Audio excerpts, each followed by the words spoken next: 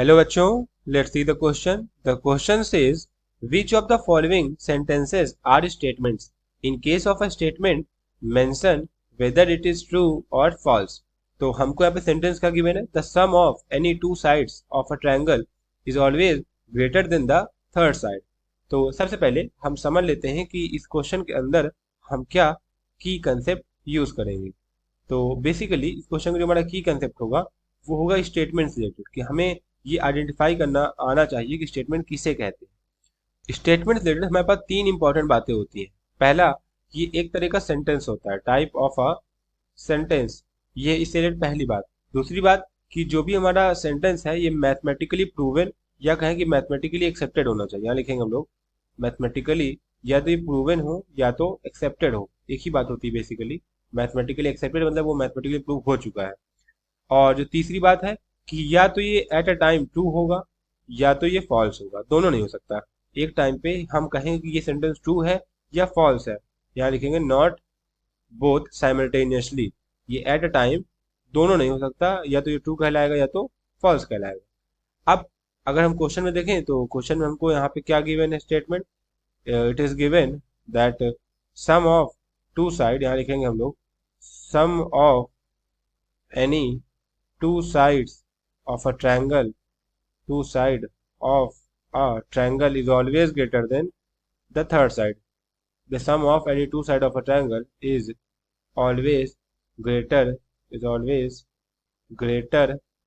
यहाँ पे लिखेंगे हम लोग ग्रेटर. ऑल्दो ये एक प्रूवन फैक्ट है. हमने पहले पढ़ा है कि हमारे ट्रायंगल होते हैं उनकी किन्हीं भी दो साइड का सम तीसरे से बड़ा होता है. Greater than the third side, than the third side. ये मैथ के अंदर एक प्रूवन होता है. किसी भी गिवन ट्रायंगल के लिए हमारा जो सम होता है दो साइड का वो हमेशा तीसरी साइड से बड़ा होता है. अगर हम समझना चाहें, ऑल दिस क्वेश्चन में हमें प्रूफ की जरूरत नहीं है, बट अगर हम समझना चाहें इसको प्रूफ कैसे करते हैं तो हम उसको यहाँ पे ऐसे समझ सकते हैं कि लेट से हमारे पास कोई ट्रायंगल है. यहाँ पे इसको हम लोग नाम दे देते हैं ए, बी और सी. हमने क्या किया, यहाँ पे ए को एक्सटेंड करा दिया. ऐसे ए को हमने एक्सटेंड कराया सच दैट कि हमारा जो ये फॉर्म हुआ, लेट से इसको नाम दे दूंगा यहाँ पे डी. तो यहाँ पे ए डी और ए सी की लेंथ बराबर रही. हमने इस तरीके से इसको एक्सटेंड करा दिया पॉइंट ए से लेके. अब अगर ये साइड बराबर है यानी ये वाला एंगल और ये वाला एंगल ही बराबर होंगे, ये दोनों हमारे एंगल ही बराबर होंगे.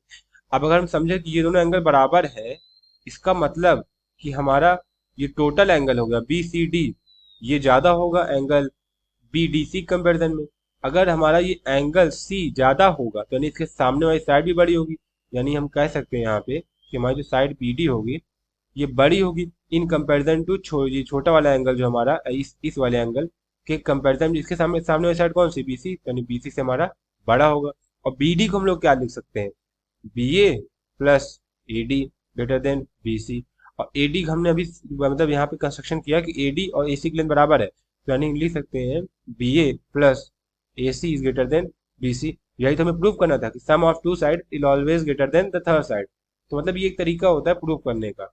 ये मैथमेटिकली प्रूवन भी है. इसको हम लोग अदर मेथड यानी साइन रूल की मदद से प्रूव कर सकते हैं.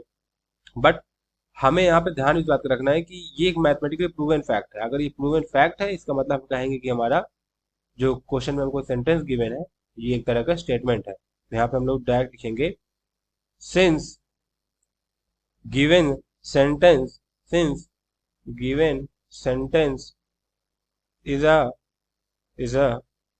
proven fact, therefore it is a statement, and it is true. It is a statement and it is true. तो यहाँ से हमारा जो फाइनल आंसर आया इस क्वेश्चन का वो ये कि क्वेश्चन में गिवन हमारा सेंटेंस स्टेटमेंट है और वो ट्रू है. I hope you have understood everything very well. Thank you and all the best.